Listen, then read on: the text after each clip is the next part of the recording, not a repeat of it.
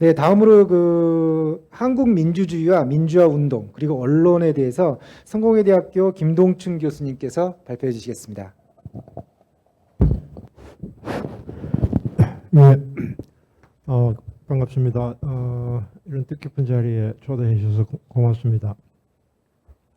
제가 원래 이 민주화 운동과 영상 저널리즘 이런 주제로 발표를 해달라고 부탁을 받았는데 도저히 관련된 한국에서 기초 연구가 단 한 편도 없기 때문에 제가 도저히 못하겠다고 해서 그냥 민주화 운동 일반에 대해서 그냥 이야기를 좀 할 수 있으면 하는 게 좋겠다.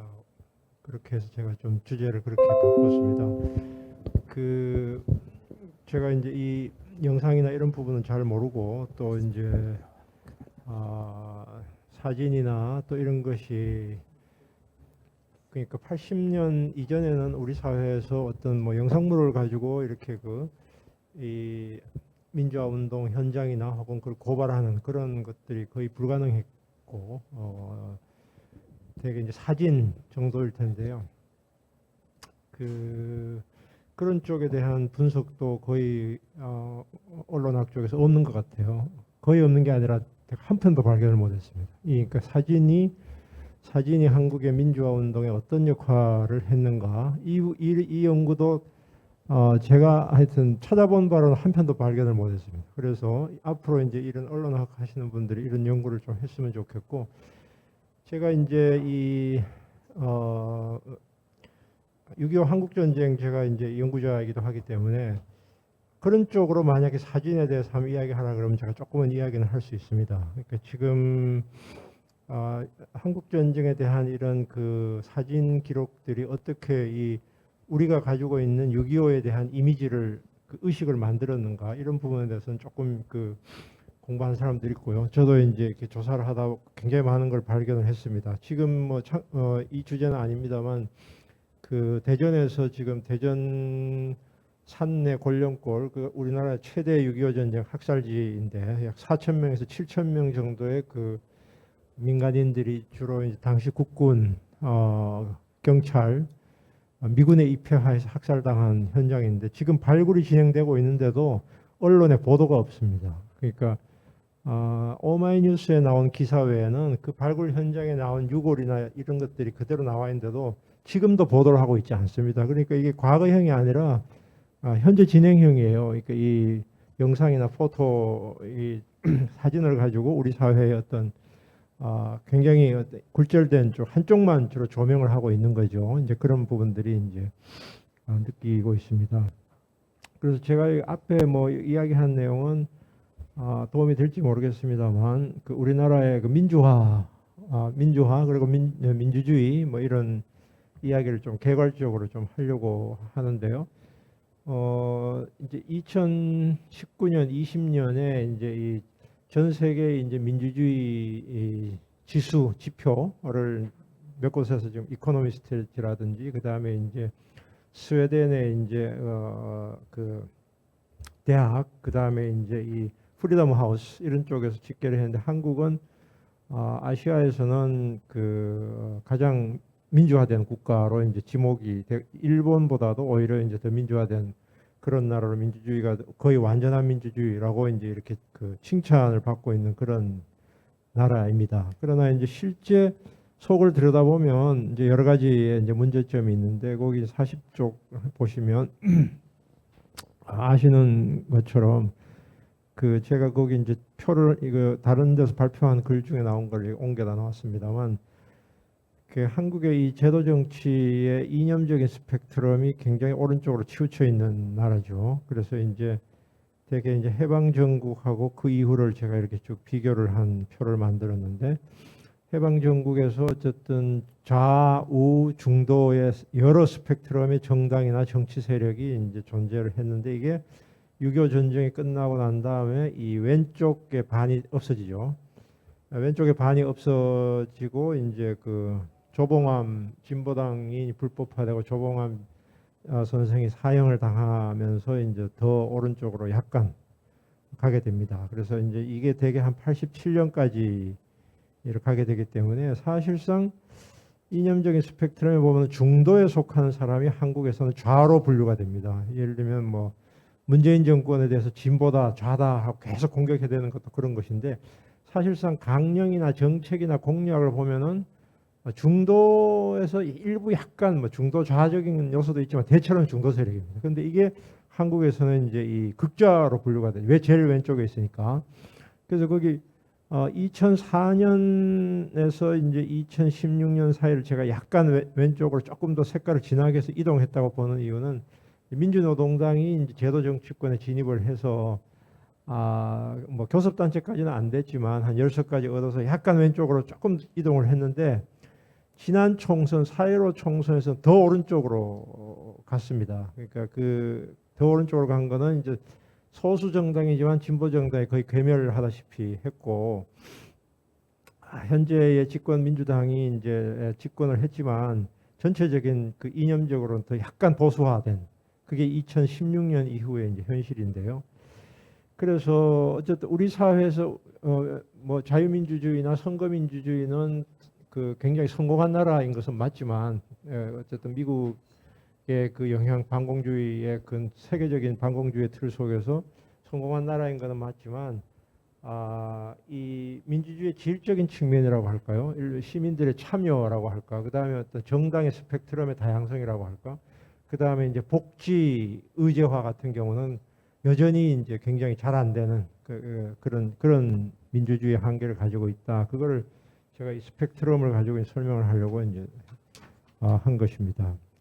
그 42쪽에서 이제 정당과 시민사회인데, 한국은 이 정당 정치의 제도화가 아직 그 제대로 안 된 나라죠. 그러니까 지금 뭐 우리가 그 대선 국면을 보고 있듯이 검찰총장을 했던 사람이 옷을 벗고 대통령이 출마한다는 건 굉장히 어처구니 없는, 이건 민주주의 국가에서는 사실 상상할 수 없는 어처구니 없는 일인데, 이런 일들이 지금 벌어지고 있죠. 그거는 결국은 정당 정치가 제도화가 안 됐기 때문에 정당으로부터 길러진 사람들이, 청년들이나 혹은 이런 사람들이 그 정치 세력으로 등장하는 것이 아니라, 대체로는 과거에는 운동권, 시민운동, 학생운동에서 이렇게 수혈되거나 혹은 뭐 이런 형태로 계속 정치가 굴러오게 되고, 그래서 이제 이 정당이 시민사회의 요구를 제대로 대변하거나 전달을 못하기 때문에 중요 정치 변화는 언제나 이 대중들에 의한 시위 형태로 표출이 되고, 4.19에서 6월 항쟁에서 촛불 시위까지, 2016 촛불 시위까지도 항상 정치 변화가 제도 정치보다는 밑으로부터의 어쨌든 대중적인 시위나 항쟁 이런 형태로 계속 반복되어 온 것이 그 우리나라 민주화의 특징이고, 이게 이제 그래서 이거를 뭐 비인습적인 정치 행동이다, 그러니까 통상적인 정치적인 활동보다는 제도 정치 바깥에서의 운동을 통한 민주화의 성격을 가지고 있다, 이제 이런 말씀을 드리고 싶습니다. 44쪽에 보시면은 이제 마지노 민주주의, 제가 표를 영어로 써서 죄송한데요. 그러니까 이 마지노 민주주의, 이건 원래 이제 김윤철이라는 정치학자가 원래 일부 주장했는데 제가 약간 보완을 한 내용입니다. 이거 무슨 소리냐면은, 그 표를 보시면 그 중간에 그러니까 제도 정치가 있고, 그 제도 정치의 그 상한선과 하한선이 있는데, 대중적인 시위나 어떤 그 항쟁이나 이런 그 운동이 일어났을 때 이것이 조금 더 과격해지거나 하게 되면 쿠데타가 일어나가지고 이거를 이제 진압을 해버리거나, 아니면 미국이 개입을 합니다. 광주 5.18 같은 경우를 이제 볼 수가 미국이 개입을 하거나 쿠데타가 일어나거나 학살이 일어나거나 이렇게 됩니다. 그 다음에 기존 제도 정치가 너무 도저히 참을 수 없는 수준까지 선거 민주주의를 위배하면은 대중들에게 항쟁을 일으킵니다. 그게 이제 4.19, 5.18, 6월 항쟁 같은 것인데, 그래서 정권을 붕괴시킵니다. 그래서 요 중간에 우리 민주주의가 작동을 하는데, 이게 어쨌든 이 제도 정치가 너무 과도하게 이제 이 선거 정치를 위배할 경우에는 항쟁이, 그 다음에 대중들의 시위가 너무 강하게 나올 경우에는 미국이 개입하거나 쿠데타가 일어나거나 학살이 일어납니다. 이런 패턴으로 지금까지 한 70년 우리의 정치가 이제 유지가 되어 왔습니다. 그래서 이런 그 앞에 특징들을 봤을 때 우리가 선거민주주의는 비록 이제 민주화 이후에 잘 작동하는 것처럼 보이지만 한국은 아주 지독할 정도로 엘리트 정치이다. 그 우리나라 국회의원들 구성을 보면은 거의 지금 법조인들이 거의 한 15%를 차지하고 있습니다. 세계에서 이런 나라는 없습니다. 그러니까 엘리트들이 과도하게 대표되고 있고 이 전체 인구의 상당수를 차지하고 있는 여러 가지 생산 대중들은 제도 정치권에 거의 진입을 못합니다. 그런 이제 학벌주의와 이 엘리트 정치가 한국의 정치를 지배하고 있고 여기서 이제 대중들은 계속 소외가 되죠. 이 소외되는 게 한계에 도달했을 때는 또 이게 들고 일어나거나 아니면 1인 시위를 하거나 뭐 이런 방태로 계속 한국의 민주주의가 이제 왔다. 그래서 이 제도 정치만 엘리트 정치가 아니라 사실은 항쟁이나 시위도 대부분 어느 정도 엘리트에서 주도가 됐는데 그 민주화 운동의 주체입니다. 이 주체는 87년까지는 대체로는 이제 학생, 지식인들이 주도를 하고 이것이 조금 더 시위가 커질 때는 거기에 이제 이런 그 하층 청소년들이 결합을 합니다. 4.19 때도 그러했고 그 5.18 때도 그러했죠. 그래서 엘리트들이 대학생들이나 우리 사회에서 이제 상당히 그 고학력자나 이런 사람들이 이제 주도를 하는데 주도를 하다가 여기서 이제 이게 좀 그 굉장히 과격한 방식으로 진행이 될 때는 우리 사회에서 바닥층이 여기 결합이 되는 이런 방식으로 진행돼 왔습니다. 그래서 이제 대체로 우리 사회에서 민주화 운동이 가지고 있는 양상인데 그런데 이제 이 운동에 의해서 새로운 정권이 들어서거나 새로운 제도 정치가 만들어지게 되면은 여기에 참여했던 엘리트 학생 출신들이나 이 사람들은 일정한 정도 제도 정치권에 흡인이 됩니다. 흡인이 되지만 이제 여기서 밑바닥 사람들은 대체로 또다시 배제가 되죠. 이 배제가 되면서 이 사람들이 결국은 또 광주처럼 여러 가지 트라우마를 안게 되고 또 사회적으로도 소외되는 이런 일들이 이제 계속 반복이 되어 왔다. 적어도 지금까지는 이제 그런 양상이 있다는 걸 제가 이제 말씀을 드리고 싶습니다. 87년 이후에 이제 지금까지의 상황을 대체로 최장직 교수 같은 사람이 민주화 이후의 민주주의라고 이야기하는데 지금 민주화 이후에 87년 이후 특히 97년 외환위기 이후에 한국의 사회가 굉장히 많이 바뀌었는데 그 바뀐 것은 우선 문화적으로는 이제 그 미디어 인터넷 영향이 있겠고요. 경제적으로는 이제 소비주의와 신자유주의적인 경쟁주의가 있겠습니다. 그래서 이 상황이 외환위기 이후에 한국의 어떤 정치 지형을 굉장히 급격하게 바꾸어 놨고 이건 다 아시는 것처럼 우리 사회에서 어쨌든 그 기업의 지배라고 할까요? 그러니까 폭력 대신에 이제는 그 자본에 의한 지배가 본격화된 시대로 들어왔고 그래서 이 자본에 의한 지배는 이제 그 대기업이 제일 그 실질적인 권력을 행사하고 그 대기업의 실질적인 권력 행사에 결합된 이른바 전문가들, 법조인들이나 이런 사람들 이런 쪽이 우리 사회를 이제 지금의 시점에서는 한국 민주주의의 가장 큰 과제는 어쩌면 이런 과거처럼 노골적인 폭력이라든지 그다음에 억압이라든지 감시라든지 이런 것보다는 그러니까 자본에 의한 검열이라고 할까요? 기업 검열이 사실상 지금에 있어서는 가장 심각한 민주주의의 위협 요인이고 그래서 이제 이 청년들 같은 경우는 이제 최근에 있는 공정 담론 같은 경우도 일종의 말하자면은 상위 10%에 속하는 이른바 성공한 청년들의 약간의 기득권 수호 방식의 담론이 공정 담론으로 표현됐다고 보시면 좋을 것 같아요. 인천국제공항 같은 경우에 정규직 노동자들이 여기에 대해서 이제 그 비정규직을 정규직화하는 걸 반대한다든지 서울 지하철 같은 경우 지금 이른바 MZ 세대 노조가 여러 군데 만들어지게 되는데 이 현상이 바로 전체 청년들이 아니라 청년들 중에서 성공한 청년들, 잘 나가는 청년들이 가지고 있는 보수성이 이른바 이제 과거의 이 청년 세대와는 다른 양상들을 이제 보여주고 있는 것 같다. 이런 게 이제 제 생각이고요. 그 다음에 이제 52쪽에 이제 마무리 이야기를 이제 민주화 운동과 언론 부분인데 사실 아까 제가 처음에 말씀드렸듯이 너무나 이게 연구된 게 없어서 그 앞으로 좀 많이 연구가 이루어져야 되지 않을까 이런 생각이 들었고요. 한국에서 민주화 운동의 언론이 가장 크게 기여한 것은 역시 4.19라고 생각이 되고요. 4.19 당시와 그다음에 4.19 이전에는 어쨌든 당시 이승만 정부 하에서 어느 정도 언론 자유가 허용이 되었고 보장이 되었기 때문에 마산 시위에서부터 서울에서의 그 4.18 고려대 학생들에 대한 테러라든지 이런 것이 대대적으로 언론의 영상 당시에는 사진을 통해서 이제 보도가 됨으로써 대중들의 분노를 촉발시켰던 가장 큰 기여를 한 사건이다라고 생각이 돼요.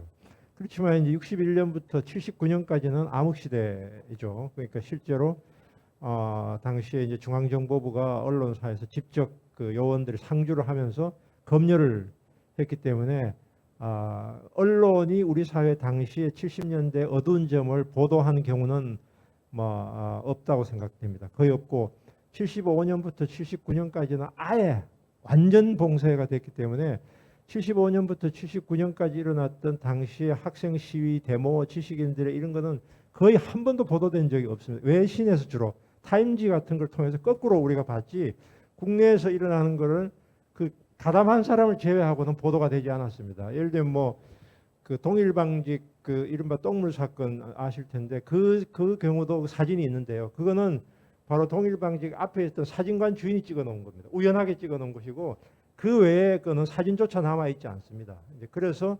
61년부터 79년까지의 민주화 운동에서 언론의 역할은 일본 언론인들이 물론 동아투기 같은 게 싸움은 했지만 실질적으로 언론의 역할은 거의 없었다고 생각이 되고 단지 이제 일부 소수의 리영희 선생이나 송건호 선생 같은 분들이 외롭게 이제 투쟁을 했고 저 조선일보 같은 경우도 당시에 리영희 선생이 조선일보에 이제 그 외신부장을 하셨는데 65년부터 나온 조선일보의 사설이나 일부 기사를 보면은 아마 리영희 선생이 쓰셨을 것 같은 추측이 되는 몇 가지가 내용이 있습니다. 당시에 베트남 전쟁에 대한 국내 보도와는 꽤 다른 내용들이 있습니다. 그래서 어쨌든 그런 소수의 경우를 제외하고 사진이든 기록이든 어떤 형태로든지 이 역할은 거의 없었다. 그래서 이제 5.18 당시에는 거의 이게 국내 언론이 완전 통제를 했기 때문에 일반 국민들에게 알려지지 않았고 그 5월 20일, 21일쯤에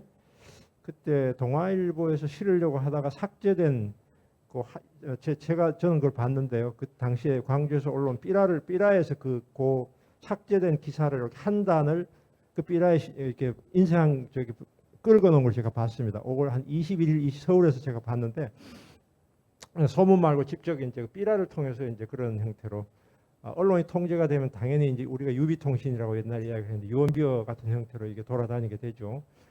그래서 이제 5.18은 어쨌든 영상물이 이제 제 기억에 한 84년 정도부터 이제 이 학생들 사이에서나 이 한국에서도 약간씩 유포가 되기 시작했습니다. 그래서 84년, 5년 정도부터는 이제 광주 사진이나 이런 것에 의해서 이제 사람들이 이제 당시 청년들이 분노를 하고 그게 이제 6월 항쟁의 중요한 그 도화선이 된 것은 틀림없는 사실입니다. 그러나 어쨌든 5.18 당시에는 이건 너무나 엄격한 통제를 했기 때문에 거의 불가능하다고 생각하고요.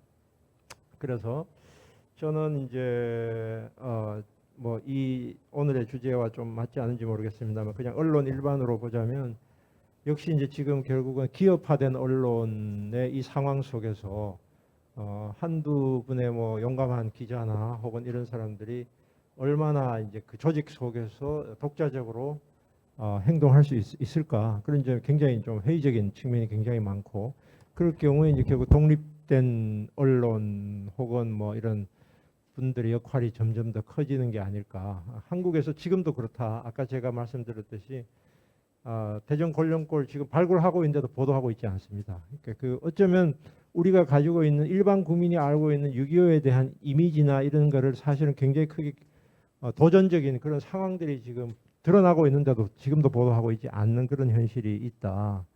이제 그런 거를 좀 말씀드리고 싶고요. 그래서 역시 이제 언론도 시민사회 일부이기도 하고 또 언론인들은 지식인들이고 하기 때문에 우리 사회에서 결국은 언론이나 혹은 영상, 사진 모든 분들이 결국 우리 사회의 지적인 이런 분위기로부터 자유로울 수 없는데 그 지적인 분위기라는 게 결국은 저는 이제 그 반공 오리엔탈리즘이라는 이제 표현을 사용하고 있는데 반공 오리엔탈리즘이라는 건 결국은 미국이 유포한 이런 큰 틀로 보면 반공주의의 틀 속에서 여기서 오리엔탈리즘이 붙은 이유는 예를 들면 공산주의는 이거는 좀 뒤처지는 후진, 말하자면 이 서구의 눈으로 본 아시아적인 것하고 반공주의가 결합되어 있는 거죠. 그러니까 예를 들면 뭐 중국이나 북한, 얘들은 야만, 우리는 문명. 그러니까 이게 우리가 미국의 눈으로서 우리 문제를 보는 겁니다. 그러니까 미국의 눈으로 미얀마 문제를 보고, 미국의 눈으로 홍콩을 보고, 미국의 눈으로 베트남을 보는 겁니다. 그러니까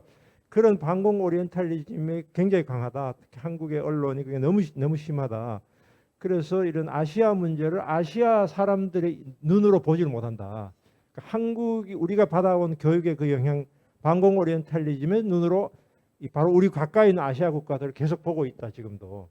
그게 이제 우리나라 언론에서 이거는 뭐 기사를 포함한 뭐 사진 모든 게 다 적용된다고 생각합니다. 그래서 이런 언론인들의 시각 교정이 결국은 앞으로의 이런 그 저널리즘에 굉장히 중요하지 않을까. 물론 학교 다닐 때부터 이제 이게 좀 교육에서부터 바꿔져야 되기도 하지만 우리 사회 전체적인 이런 그 분위기와 관계가 있지 않나 생각이 됩니다. 제 얘기 이 정도로 마치겠습니다. 감사합니다. 네, 감사합니다. 네, 특히 이제 학계에서 민주화 운동과 관련되어서 영상 기록물에 대한 연구가 그렇게 많지 않고 않은 현실에 대해서는 좀 많은 반성이 좀 필요할 것 같습니다. 특히 민주화 이후의 민주주의라고 얘기하는 우리 현재 아직도 87년 체제의 헌법의 하에 살고 있습니다만은 특히 언론의 역할의 중요성에 대해서 다시 한번 좀 강조를 하셨고, 또 특히나 사진이나 영상 기록물이 민주주의에 미치는 영향을 고민하고, 그리고 앞으로도 어떻게 이 부분에 대해서 특히 이제 저널리즘 차원에서 발전을 시켜야 될지를 지적해 주신 것 같습니다.